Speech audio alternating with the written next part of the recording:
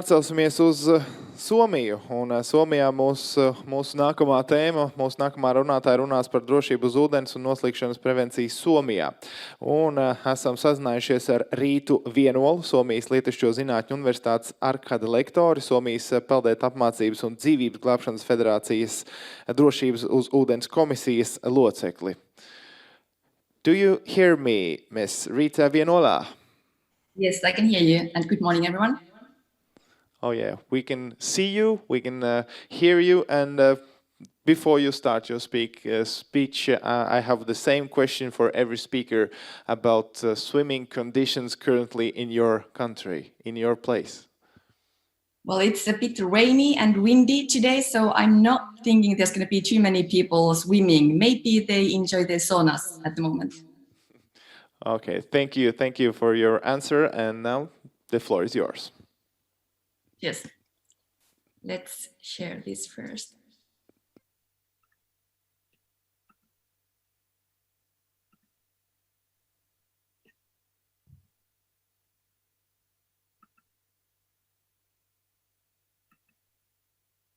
Okay, just want to make sure you all see my slides. So my name is Rīta.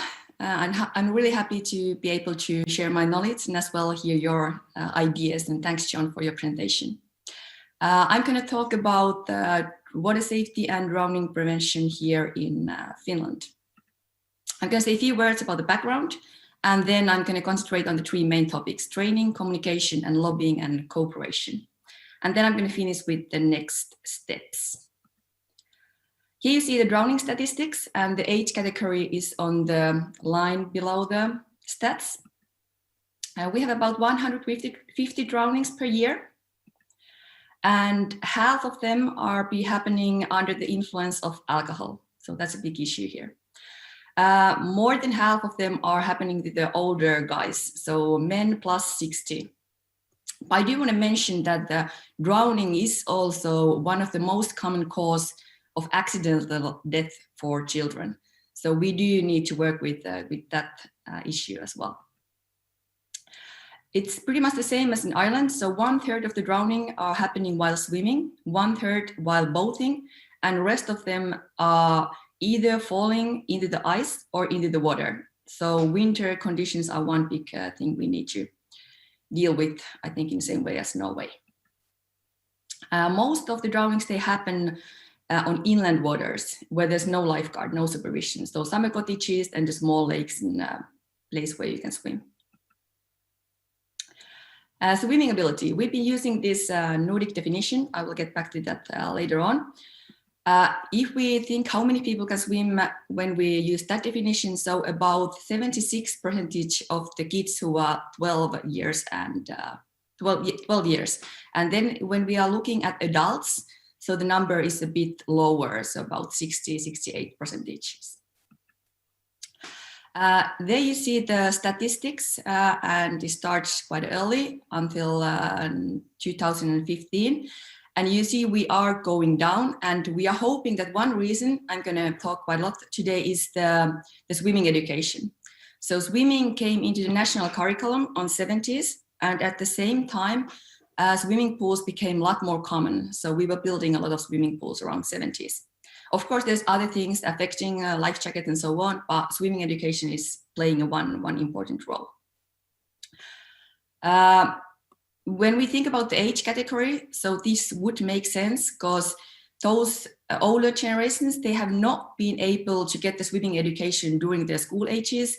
And the same thing that they have not have these places to swim like swimming pools when they've been younger. So I think, and I'm hoping that this will just get lower and the swimming ability will get better.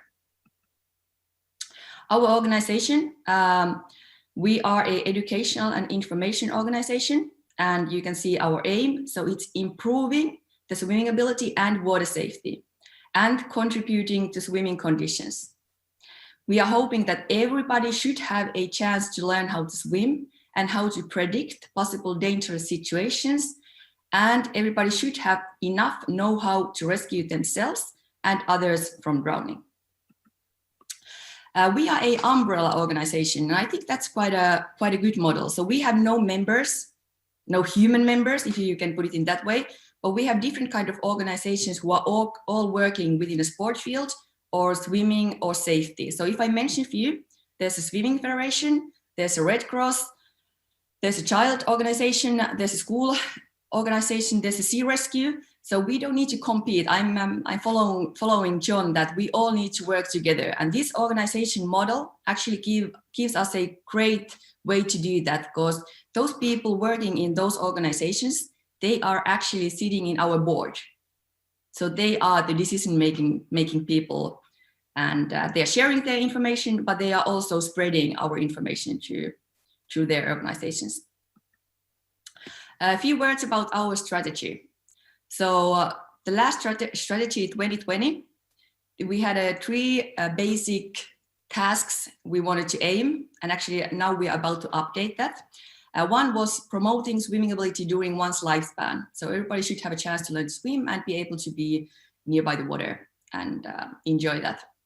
And then second was improving water safety. And third one was intensifying lobbying. So we have to make sure people are aware about these things from all the levels. And yeah, we have a measurement tools to be measuring drowning, swimming ability statistics, media cover, and so on and so on. So what we actually do. So today I'm going to talk about training. That's the biggest topic I'm going to probably go through today. We have about 3,000 people we are training each year. So there's swim teachers, there's lifeguards, there's baby swimming instructors, water aquatic instructors and trainers, and so on.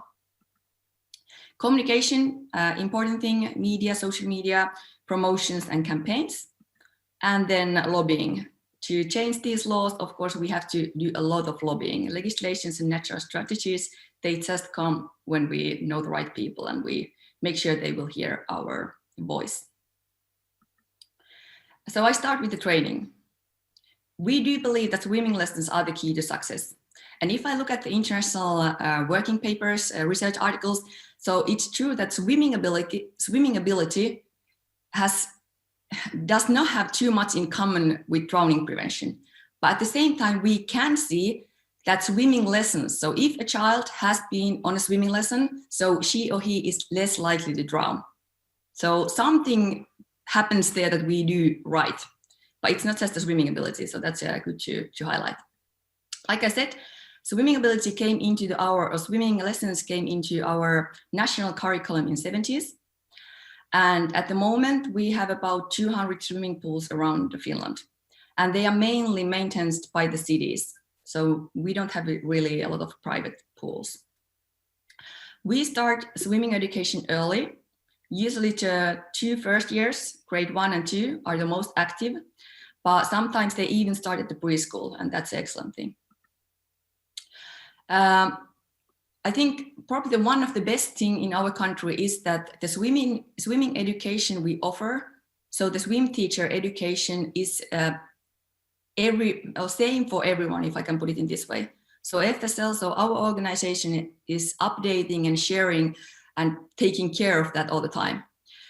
The grades 1 to 6 are taught by the swim teacher who normally works at the swimming pool.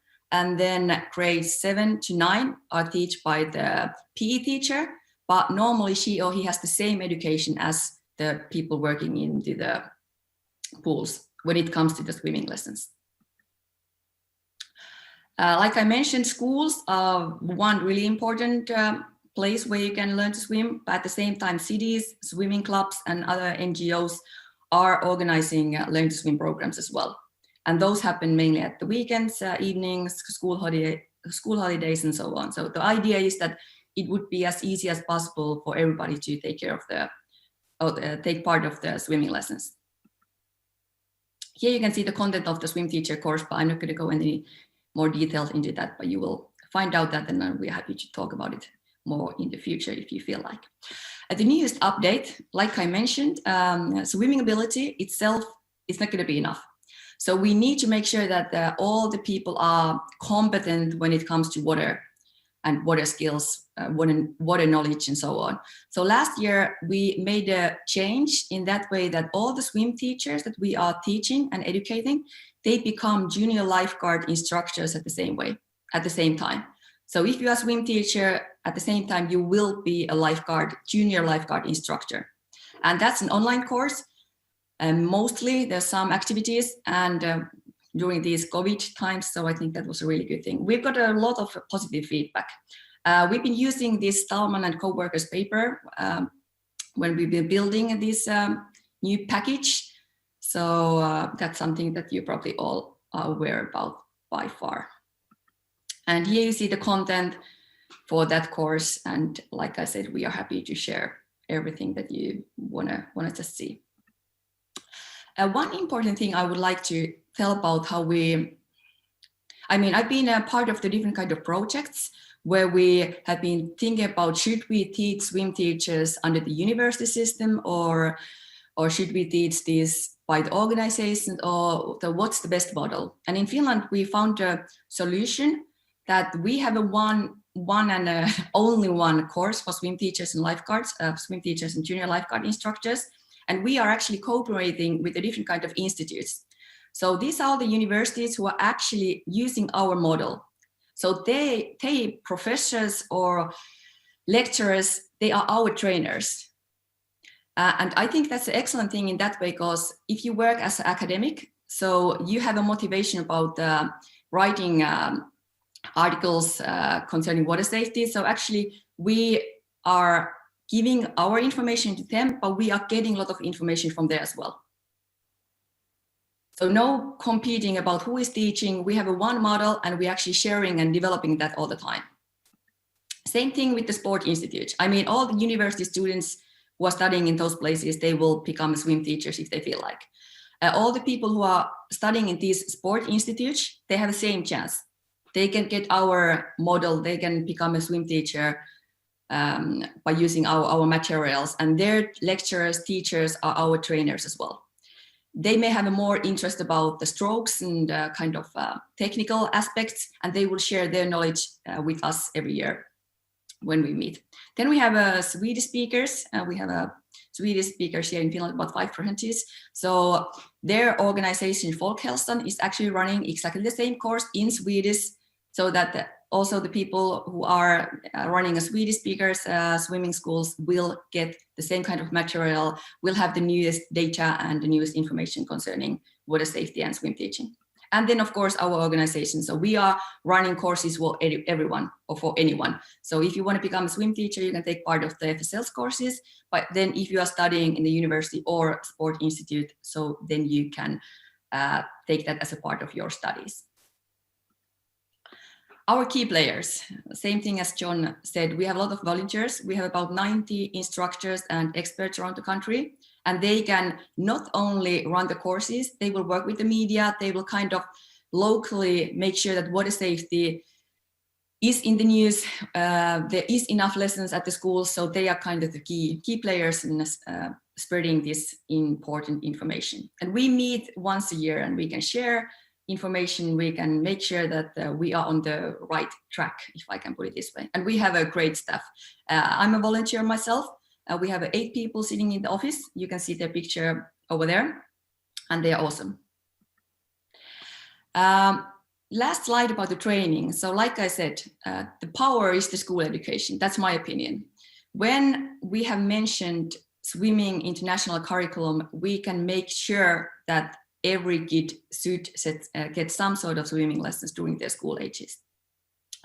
You can see that it's quite a detailed in that way, or if it's not a detailed, but at the moment, if I look at the national curriculum and the physical education, so all the other topics are more like student can cooperate, can communicate, can take care of the health, can jump or run, but swimming is the only sport mentioned international curriculum, and that comes from the lobbying.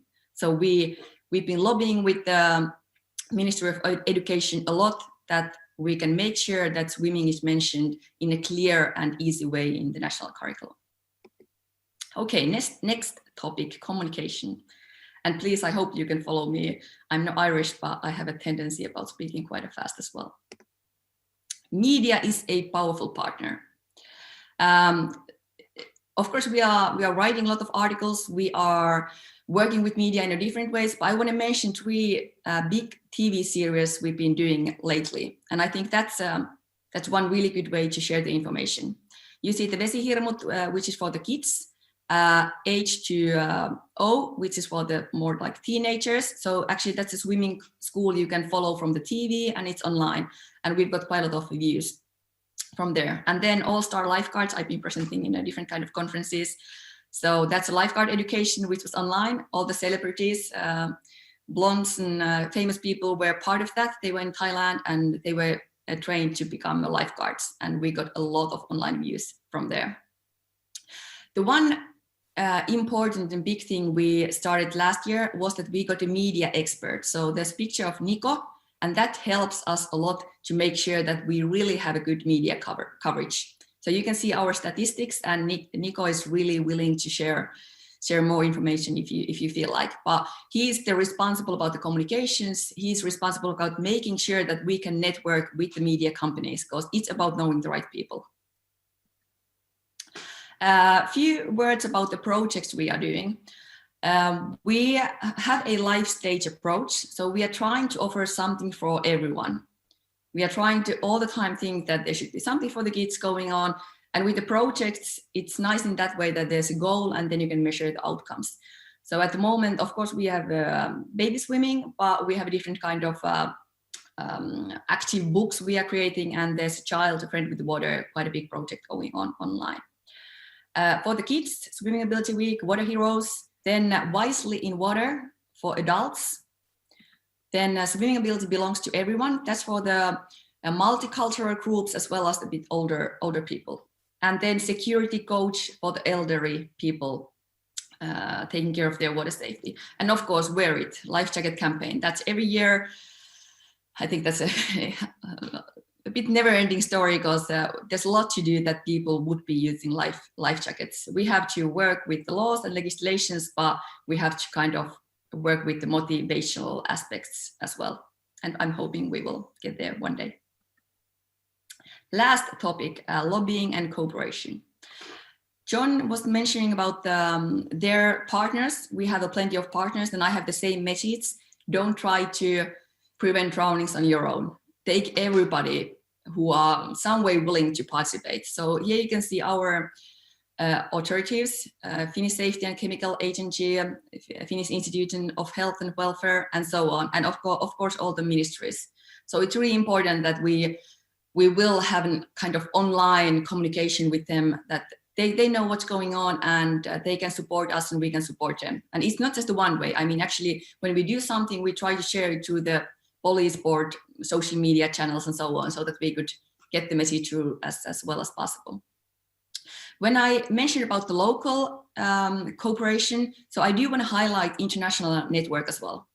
I mean, I'm sitting in ILSE board, the commission, and I do feel that it's really powerful feeling when you have knowledge from the whole world, when you know the right people, when you can easily contact and get the newest and updated information. So we are part of ILS and ILSE, and then we have this Nordic group. You see the picture from there. So we are meeting at least once a year. Of course, online, it's a lot more easier. And then the Swimming Federation RIITTA.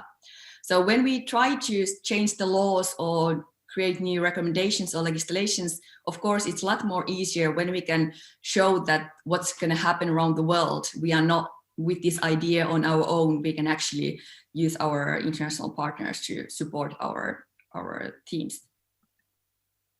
That's a few newest examples for the cooperation. So with the COVID, there was a lot of hassle. Can they go to the beach? How we're gonna deal with this situation? So actually all those big people from the last slide, not everyone, but quite a big group got together, and they were thinking about how could we inform people just before the summer that how they can be at the beach, not to spread the virus, but at the same time taking care of the water safety aspects. So they created this beach ethic, which you can find in English as well. Tukes was one of the safety and chemical people who are one of the biggest partners in that way, that they've been writing these instructions for the safety instructions for the swimming pools and spas, and In that document, you will find all the information concerning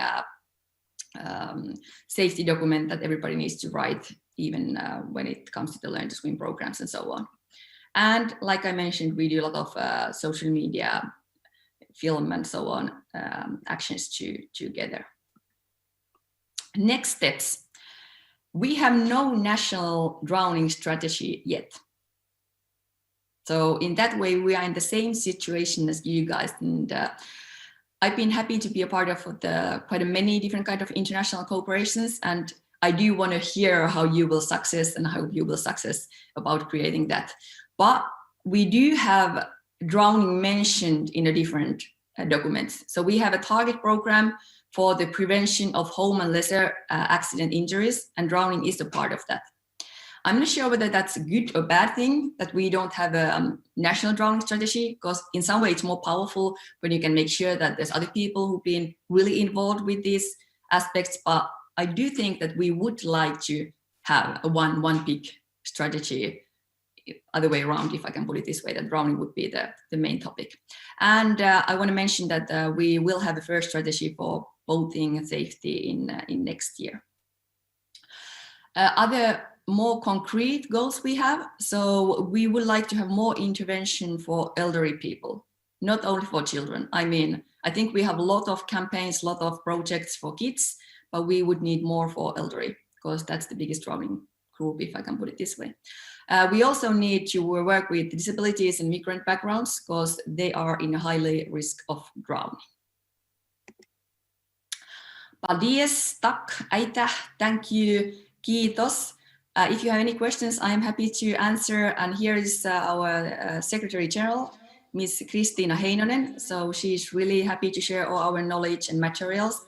And actually, I can send you a few links later on to email if you are interested about seeing those. Please be free to follow us online. So we will be there and we'll be active there all the time. Thank you very much. Thank you, Rita. We have one question from the audience, and that is, how long is the learning course in school when you can say children are finished the course and ready to be safe into the waters? The challenge is that the international school curriculum, we don't put any lessons, any hours. So we have the aims. We have the recommendations that our organizations have done, like 6 hours at least per year from grade 1 to 6.